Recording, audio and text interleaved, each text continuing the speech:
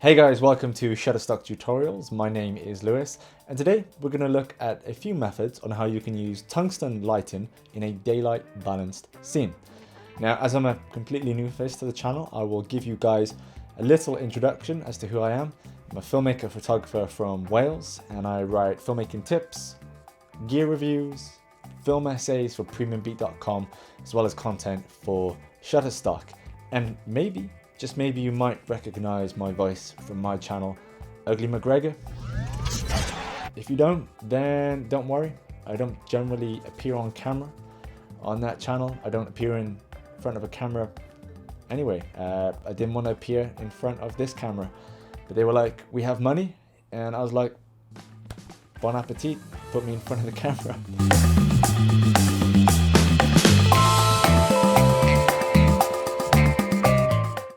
Halogen, tungsten, incandescent, all words which resonate with a light that has been created from a heated source. The two Fresnels behind me are a primary example of that, and as such, it creates an orangey, warm glow to it, especially when the camera has been balanced for daylight. If it wasn't balanced for daylight and we were shooting at 3200 Kelvin, we would see the lights behind us being rendered as white, and the two daylights in front of me being rendered as blue. We'll touch upon that a little later. The problem is when you try to use that on a subject which is already been illuminated by daylight, let's just say a daylight key and a tungsten fill. When those two colors mix, it doesn't create that much of an appealing look.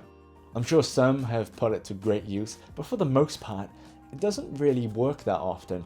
And the thing is, I think over the last 5 to 10 years, LEDs have become so inexpensive in comparison to tungsten counterparts, especially for online content creators.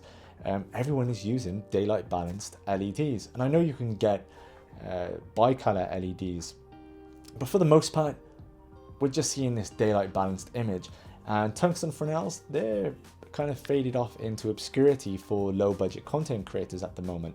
However, I would say that you can still put good use with these lights for creating compositional depth. Let's take a look. This is a real world example filmed several years ago. It was a recording session for a musician, Jonathan Powell, and I've illuminated the subject with a daylight fixture. And instead of trying to balance the lights in the background, which were situated near 3000 Kelvin, we instead turned them all on to help create a sense of depth within the environment. On a color basis, you can look at it as cool at the front and warm to the back. And I've used that exact technique in this environment with the two Fresnels. It's given us compositional space with a foreground, midground, and a background.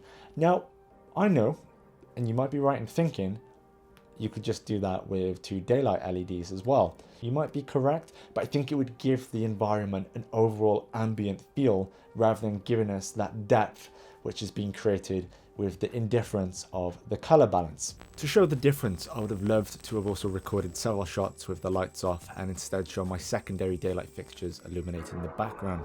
But as this was recorded several years ago, that isn't possible. So instead, we will go back in time using cinematography databases CineTracer.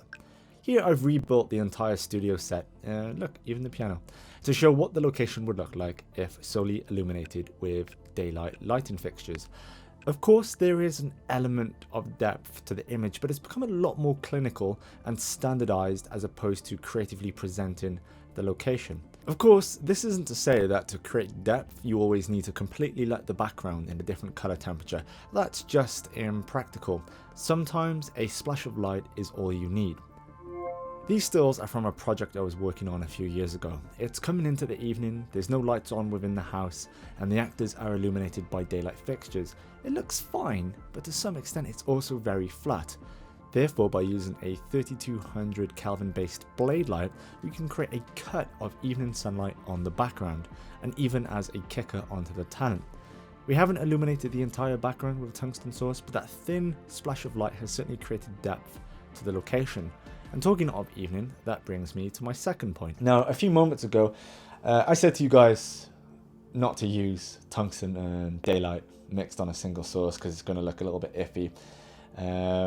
But if we remove that daylight light and just have a single tungsten fixture on your subject, it's going to replicate the evening sun. If we bring up the Kelvin scale chart and look at the evening sun, it's situated around about 3200 Kelvin as is the tungsten light. Therefore, we can place a tungsten fixture and we can shape it or cut it to replicate the evening sun. So, compositional space, foreground, midground, and background, and replicating the evening sun.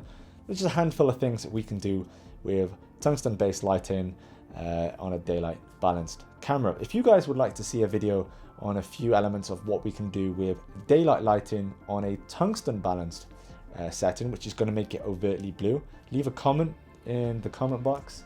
I might make a video on that, get some more money in. Everyone's happy.